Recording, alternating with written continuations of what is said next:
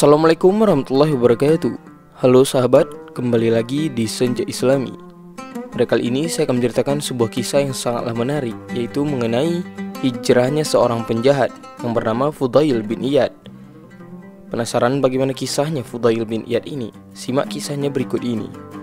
Fudail bin Iyad merupakan salah satu ahli hadis yang sangatlah terkenal. Beliau dikenal sebagai sosok ahli ibadah yang banyak menghabiskan waktunya di Mekah dan Madinah. Fudail juga sangat peduli dan perhatian terhadap murid-muridnya. Namun, di balik taat dan rasa takut Fudail ini, ternyata terdapat masa lalu yang sangatlah kelam. Walau masih menjadi perdebatan akan keaslian kisah masa lalu Fudail ini, ada beberapa hikmah yang sangatlah berharga yang dapat kita ambil daripada kisah ini. Dikisahkan Fudail bin Iyad dahulu merupakan seorang tukang begal atau istilahnya qadhi at-tariq atau pemutus jalan. Disebut demikian dikarenakan hampir setiap saat Fudail melakukan aksinya di tengah hutan yang terletak di antara Abyur dan Marwa. Saking seringnya, hutan tersebut jadi hutan yang paling ditakuti oleh para musafir dan para pedagang. Fudail tidak segan merampas harta musafir dan pedagang untuk dipergunakan bersenang-senang. Sampai-sampai mereka saling berpesan agar tidak melewati area hutan tersebut. Di tengah kehidupan kelamnya, Fudail jatuh cinta pada seorang gadis yang ia jumpai. Ia tidak pernah melewatkan kesempatan untuk melihat si gadis tersebut. Terus-menerus ia memikirkan sang gadis hingga terlupa akan perbuatan maksiatnya. Cinta dan rindu Fudail akan sang gadis semakin membuncah. Pada suatu hari, saking rindunya, ia berniat untuk mendatangi rumah sang gadis untuk melihat pujaan hatinya. Dalam perjalanannya, ia membayangkan sang gadis akan menyambut kedatangannya dengan wajah yang sumringah. Sesampainya di tujuan, ia segera mencari cara untuk masuk ke rumah sang gadis tersebut. Ia lalu memutuskan untuk naik ke atas tembok rumah itu. Lalu saat ia akan melompat, Fudail mendengar suara seorang yang membaca ayat suci Al-Quran. Belumkah datang waktunya bagi orang-orang yang beriman untuk tunduk mereka mengingat Allah dan kepada kebenaran yang telah turun kepada mereka. Dan janganlah mereka seperti orang-orang yang sebelumnya telah diturunkan Alkitab kepadanya. Kemudian berlalulah masa yang panjang atas mereka, lalu hati mereka menjadi keras. Dan banyak di antara mereka adalah seorang yang fasik. Quran Surat Al-Hadid ayat 16. Pada saat itu hatinya yang telah jatuh pada seorang gadis telah melembutkan kerasnya jiwa Fudail. Ayat Al-Quran yang dilantunkan oleh orang soleh tersebut telah menyentuh kalbunya. Fudail kemudian tertegun. Ia telah ditegur secara halus melalui ayat tersebut.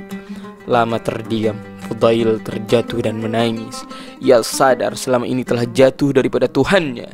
Maka dari itu ia berteriak histeris seraya mengatakan, "Wahai Allah, wahai Rabb, sudah datang waktunya kepadaku."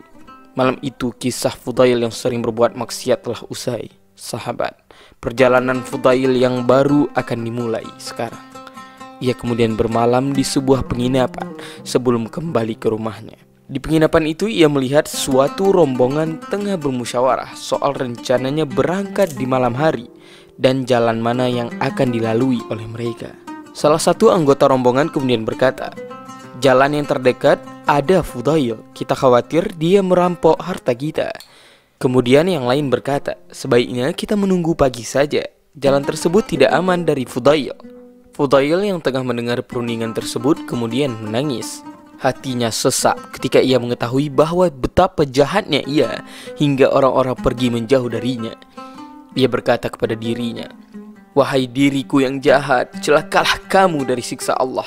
Kamu telah membuat orang muslim ketakutan. Inilah lidah-lidah mereka bersaksi atas kejahatanmu, wahai Fudail." Ia lantas menemui rombongan tersebut seraya berkata, "Allah telah membersihkan jalan dari Fudail. Ini dia sudah bertaubat di antara kalian. Aku berharap kalian tidak menemuiku kecuali sedang berlindung dari Allah di Baitul Haram." Setelah itu ia berjalan ke Baitul Haram atau Mekah sambil merenungkan perbuatannya selama ini.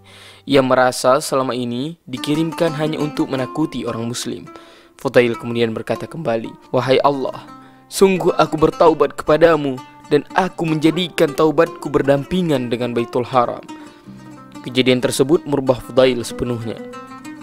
Ia menjadi orang yang taat hingga menjadi salah satu sufi besar dalam sejarah tasawuf. Dirinya juga dikenal sebagai sosok yang zuhud, wara, rajin beribadah, serta memiliki pengetahuan yang luas. Pribadi Fudail seringkali mengingatkan para sahabat akan dosa-dosanya. Hal itu lantaran Fudail selalu tampak sedih ketika mengingat Allah dan Al-Quran.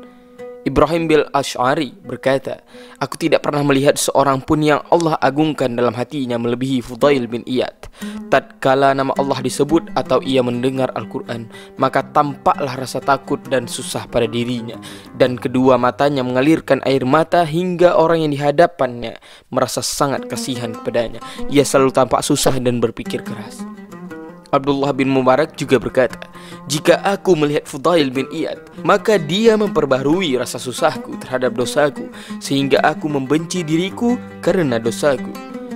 Sahabat, kisah Fudail ini telah banyak menjadi contoh bahwa orang jahat pun dapat berubah dan kembali pada fitrahnya, menjadi hamba yang taat. Semoga nikmat iman tidak pernah tercabut dalam diri kita.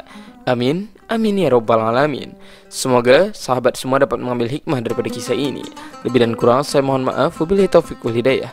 Assalamualaikum warahmatullahi wabarakatuh.